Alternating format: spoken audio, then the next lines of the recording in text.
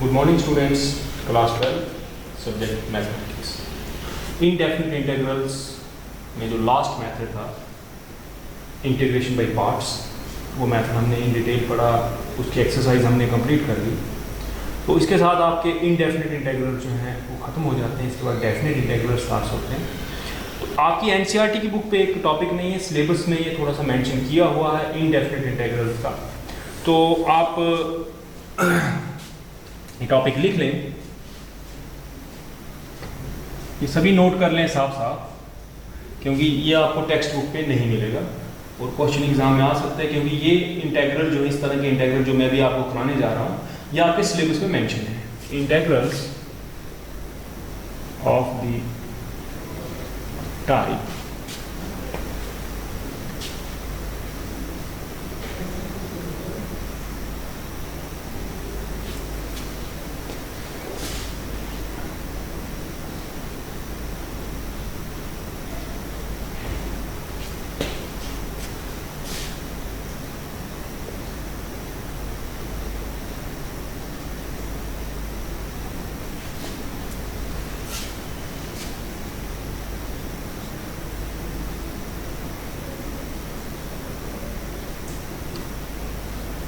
ये इंटीग्रल्स, तो इनका मैं आपको वर्किंग रूल बता दूं कि किस तरह से ये आप इंटीग्रेट कर सकते हो, इनको इनके इंटीग्रल फाइंड कर सकते हो।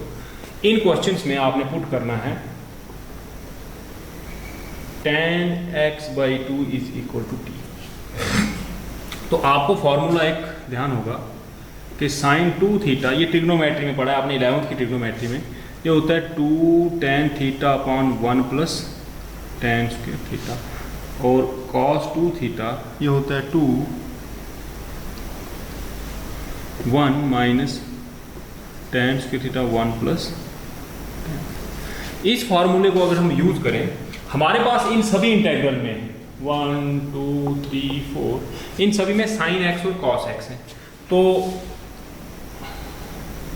sin x की अगर जरूरत पड़ी जिस इंटीग्रल में, तो आप उसको लिखोगे 2 tan x/2 1 + tan square x/2 means 2t/1 + t square के इक्वल हो जाएगा। और cos x की जहां जरूरत पड़ी 1 - tan स्क्वायर x/2 1 +, साफ साफ इसको नोट करें, ये फार्मूले यूज किए। मतलब जितना एंगल यहां पर होता है उसका हाफ हो जाता है 2 थीटा थीटा। तो यहां अगर x था तो x का हाफ x/, वही सेम फार्मूले मैंने यूज किए। तो इन इंटीग्रल में साइन और कॉस की जगह आप ये t में कन्वर्ट कर दो, तो dx को भी तो कन्वर्ट करना है। सो आप इसको डिफरेंशिएट करेंगे बोथ साइड। सो ये हो जाएगा tan की हो गई sec स्क्वायर x/2 और इंटरनल 1/2 हो गई x/2 की चेन रूट dx = dt। लेकिन हमें खाली dx चाहिए। सो dx = 2 dt/sec स्क्वायर x/2। लेकिन हमारे पास हमने t में कन्वर्ट करना, तो t में कौन है tan, तो इस sec स्क्वायर को हम tan में कन्वर्ट करते हैं। This is 2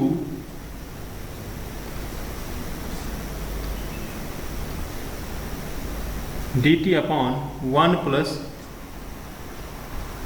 tan square x/2 2 dt/1 +, तो dx इसके इक्वल होगा। आप ध्यान से देख लें, ये इंटीग्रल है, मेथड मैंने बता दिया। ये सब्स्टिट्यूशन आपको याद रखनी है। साइन हुआ तो ये t में कन्वर्ट, कॉस हुआ ये भी t में कन्वर्ट हो गया, ध्यान दें।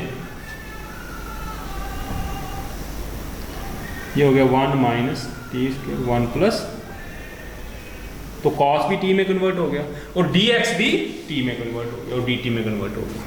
तो ये सारी वैल्यूज हम इनमें से जो भी इंटीग्रल हमें आया होगा उसमें पुट करेंगे, वो पार्शियल फ्रैक्शन से, वो स्टैंडर्ड इंटीग्रल से, ये किसी ना किसी टाइप से सॉल्व हो जाएगा। जो मेथड आपने पढ़े हुए हैं, इसलिए ये कोई नया मेथड नहीं था। ये स्पेशल इंटीग्रल इस तरह के अगर आ जाए तो कैसे करने हैं, मेथड वही सब्स्टिट्यूशन मेथड यूज हो सकता है, बाय पार्ट्स यूज हो सकता है, उसमें ट्रिग्नोमेट्रिक आइडेंटिटीज यूज हो सकती हैं, पार्शियल फ्रैक्शन मेथड यूज हो सकता है।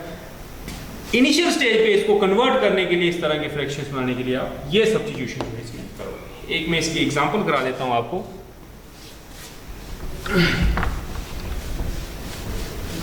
तो ये नोट्स ना लेना आप लोग इसके, क्योंकि इतनी इंटीग्रेशन पड़ी और बाद में अगर इस तरह का एक क्वेश्चन आ जाए और आपसे रह जाए, इसके लिए मैंने इसकी हिंट आपको लिखवाई, इसका वर्किंग रूल आपको लिखवाया कि किस तरह से हम इन क्वेश्चंस को इवेल्युएट कर सकते हैं।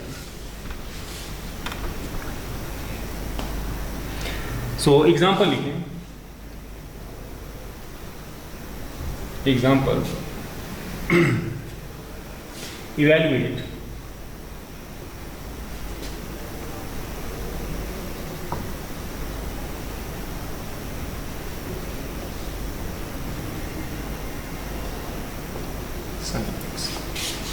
सो वही जो हमने ऊपर पुट किया, put tan x by 2 equal to t, this implies sec square x by 2 into 1 by 2 dt dx equal to dt, this implies dx equal to 2 dt upon sec square x by 2, this is 2 dt upon 1 plus tan square x by 2, this is 2 1 plus t square। Also हमें यहाँ cos की तो जरूरत है नहीं, sign की है। So sine x is 2 tan x by 2 1 plus tan square x by 2, this is 2 1 plus t square। तो ये सारी वैल्यू हम इसमें पुट करेंगे। So therefore I is equal to, ये हो गया 2 dt upon 1 plus t square upon 4 plus 5 2t upon 1 plus t square। This is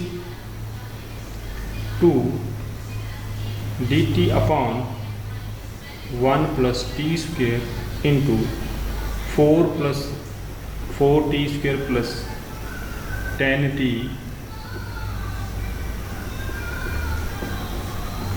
ये कैसे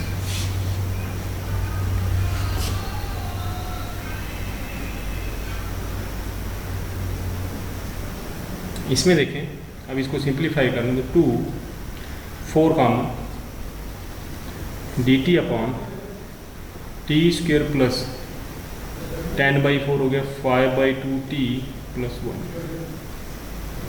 4 इनमें से कॉमन निकाल दिया मैंने ताकि ये हमारा स्टैंडर्ड इंटीग्रल बन पाए।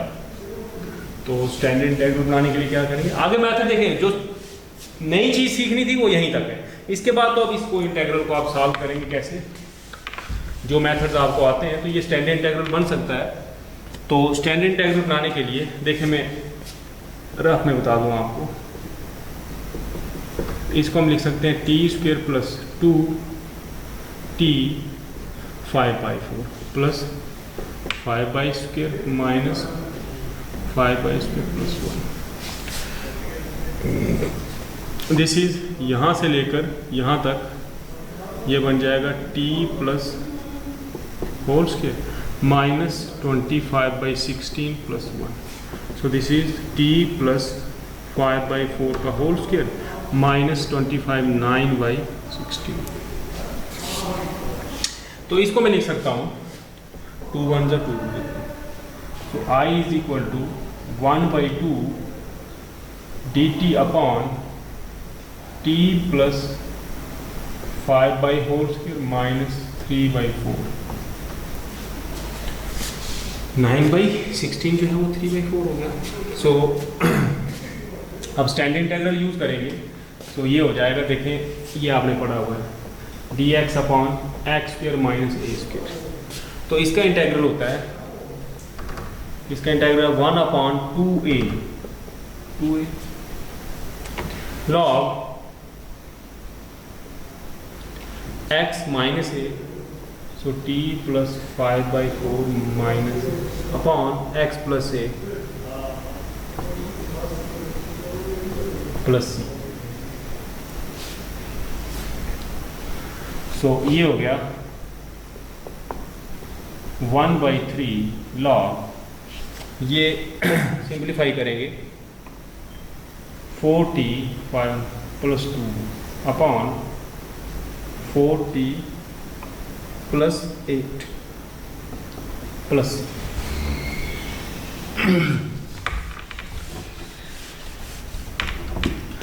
तो इसमें देखें 1/3 log 2 कॉमन आ गया तो 2t + 1/2t + 2 कैंसिल हो जाएगा इसके साथ। इधर से भी 2, इधर से न्यूमरेटर डिनोमिनेटर दोनों से 2 फैक्टर कॉमन निकालो तो फैक्टर कैंसिल हो जाता है। t की वैल्यू पुट कर दें, सो 1/3 log of 2 tan x/2 + 1 2 tan x/2 + 2 पर 2 नहीं 4 है, 4 8 है, 8 में से 2 कॉमन निकाला 4 रहेगा plus c, this your answer. और आई थिंक कि इस तरह का कोई भी क्वेश्चन आए जो 4 तरह के इंटेग्रल मैंने आपको लिखवाए, आप वो क्वेश्चन जो है बहुत ईजिली कर सकते हैं। ठीक है, ठीक से इसके नोट्स बना लें अपनी नोटबुक पे। इसकी एग्जांपल एक ही है, 2-3 एग्जांपल 4 और कर लें आप।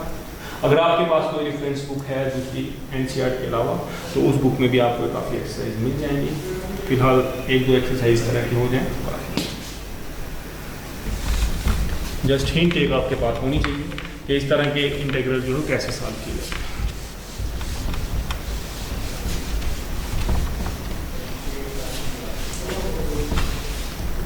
सो आपका नेक्स्ट जो टॉपिक है, यही चैप्टर है आपका 7th चैप्टर, लेकिन इनडेफिनेट इंटीग्रल खत्म हो गए, अब डेफिनेट इंटीग्रल्स ये टॉपिक हमने पढ़ना है। ठीक है, डेफिनेट इंटीग्रल और इनडेफिनेट इंटीग्रल में क्या है, बेसिकली मैंने आपको जिस दिन इंट्रोडक्शन दिया था, जो ये सिंबल है ये इनलॉन्गेटेड एस है। S mean sum, S stands for sum. तो जब कॉन्टिन्यूस फंक्शंस होती हैं तो उसमें हम सिग्मा डिस्क्रीट सम की बजाय ये सम लेते हैं जिसको हम इंटीग्रेशन कहते हैं। सो इंटीग्रेशन हम एक कॉन्टिन्यूस फंक्शन की जब करते हैं तो इसका पता नहीं है कहाँ से लेकर कहाँ तक हम सम कर रहे हैं, कहाँ तक हम इंटीग्रेट कर रहे हैं, इसलिए इसको इनडेफिनेट इंटीग्रल कहते हैं। लेकिन जब हमें ये पता हो कि हमें एक पॉइंट से दूसरे पॉइंट तक इसको इंटीग्रेट करना है तो इसको डेफिनेट इंटीग्रल कहते हैं। इस तरह के इंटीग्रल में कांस्टेंट ऑफ इंटीग्रेशन नहीं आता है। जो प्लस सी हम लिखते थे इसमें लिखने की जरूरत नहीं है, वो इसमें नहीं लिखा जाता है। तो पहला टॉपिक जो आपके सिलेबस में है, बाकी डिटेल इसकी हम पढ़ेंगे अगली एक्सरसाइज में, लेकिन फिलहाल फर्स्ट टॉपिक आपका और बहुत इंपॉर्टेंट टॉपिक है। इसमें से एक लॉन्ग आंसर क्वेश्चन आपको श्योर शॉट आता है, 6 मार्क्स का क्वेश्चन इसमें से मोस्टली आता है। तो वो टॉपिक है definite integral as the limit of sum। if लिखें इसकी क्या डेफिनेशन है, definite integral as limit of sum if f(x) is a continuous real valued function,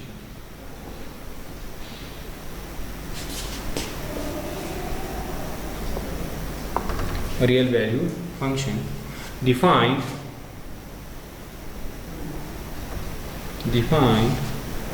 in the closed interval ab, then we define this is definite integral।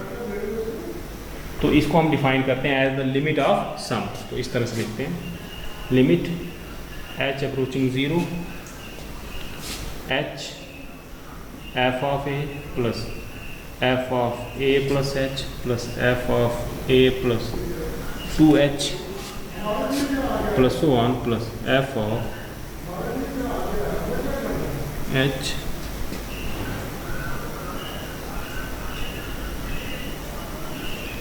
where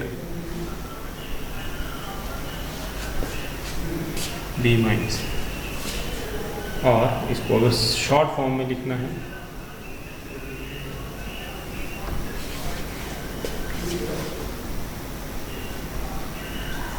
इसलिए इसको limit of some कहते हैं।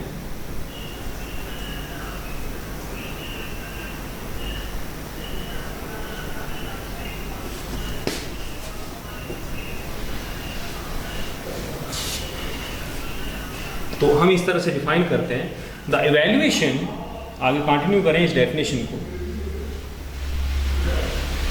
The evaluation of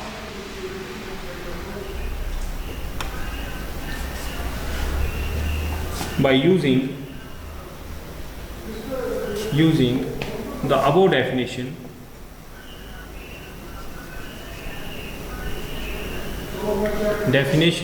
is known as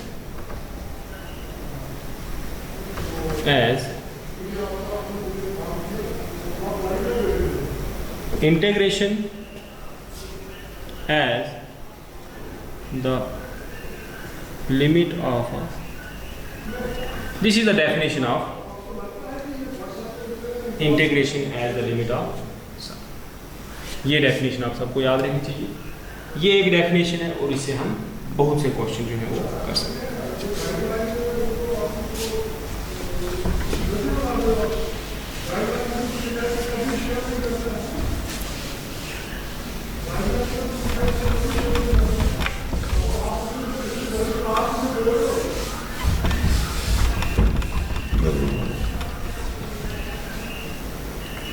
कुछ useful results जो आपने 11th में पढ़े हैं, प्रिंसिपल ऑफ मैथमेटिकल इंडक्शन एक चैप्टर पढ़ा था, वहाँ इनके प्रूफ भी किया आपने। सो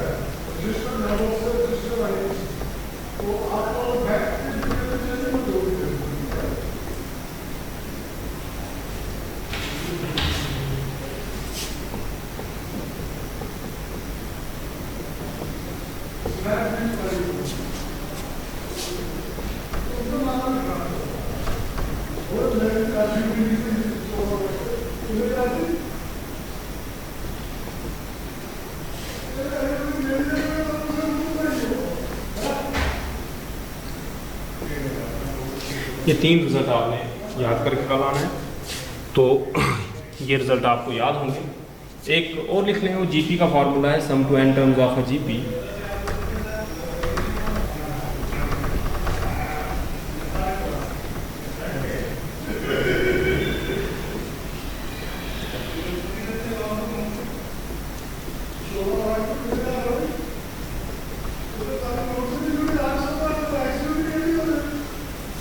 ठीक है, sum to n terms of GP. तो ये रिजल्ट आप याद करें। कल हम इस टॉपिक को ख़त्म कर देंगे, उसके बाद डेफिनेट इंटीग्रल 1-2 दिन और उसके टॉपिक फंडामेंटल थ्योरम वगैरह पढ़ेंगे, first fundamental theorem, second fundamental theorem. तो आपकी इंटीग्रेशन जो है ऑलमोस्ट फिनिशिंग पॉइंट पर है। तो आज के लिए इतना काफ़ी है, ये रिजल्ट्स आप लर्न कर लें, इसके क्वेश्चन हम कल